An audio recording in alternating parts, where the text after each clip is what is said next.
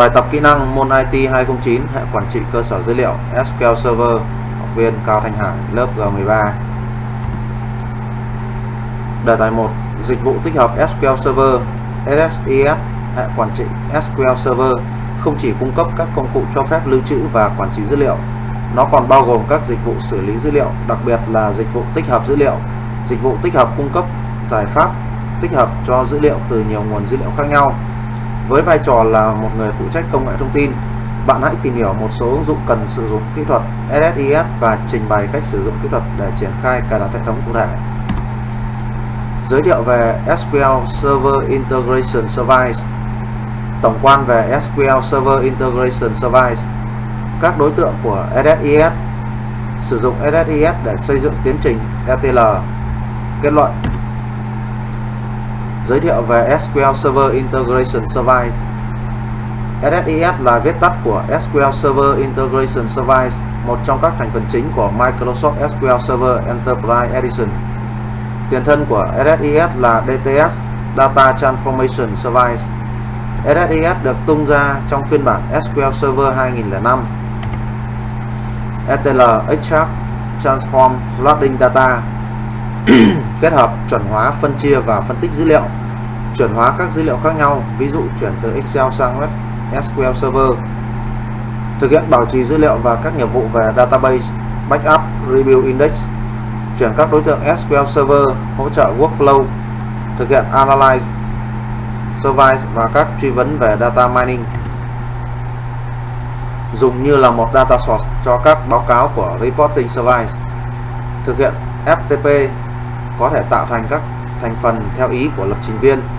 Sử dụng các script task để viết các mã lệnh bằng C# trong VSTA.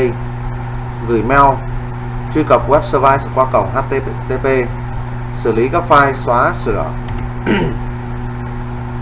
Kiến trúc của SSIS gồm 2 phần: Object Model, Data Flow Task. Tổng quan về SQL Server Integration Service.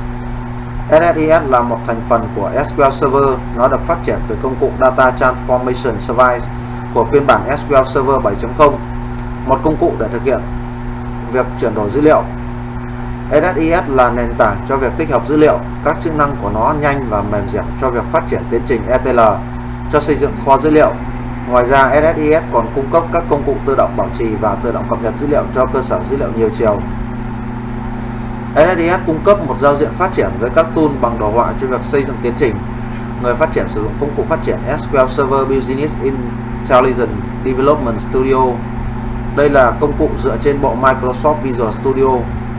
Người dùng có thể kéo và thả các đối tượng của SSIS trong giao diện đồ họa, hay có thể lập trình bằng mã lệnh trong giao diện soạn thảo.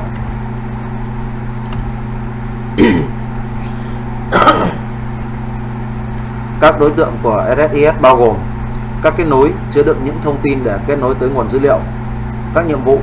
Đây là một đơn vị thực thi trong SSIS dùng để thực thi một nhiệm vụ như truy vấn, chạy một chương trình ứng dụng hay thực thi công việc bảo trì hệ thống.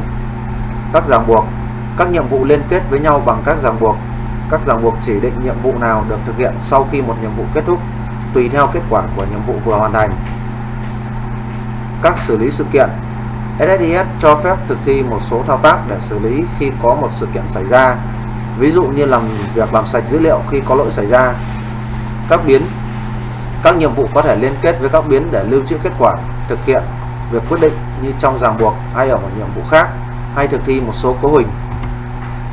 SSIS cung cấp công cụ để thiết lập luồng dữ liệu Data Flow. Các thành phần của luồng dữ liệu dùng để tạo tiến trình ETL. Data Flow là thành phần quan trọng nhất trong một package của SSIS, bao gồm rất nhiều thành phần để thiết lập việc trích xuất, biến đổi dữ liệu và nạp dữ liệu vào kho dữ liệu. Đây là công cụ rất mạnh cho việc xây dựng tiến trình ETL. Sử dụng SSIS để xây dựng tiến trình ETL. Mô tả chung.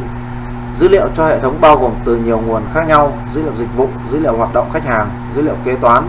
Mô hình sau sẽ sử dụng công cụ SSIS để ánh xạ dữ liệu từ hệ thống nguồn vào kho dữ liệu. Các bước thực hiện bao gồm xây dựng lấy dữ liệu từ nguồn, biến đổi dữ liệu, xây dựng các ánh xạ dữ liệu, chạy các ánh xạ. Một số ánh xạ sẽ được chạy định kỳ hàng ngày. SSIS cung cấp công cụ để thiết lập luồng dữ liệu data flow, các thành phần của luồng dữ liệu dùng để tạo ra tiến trình ETL.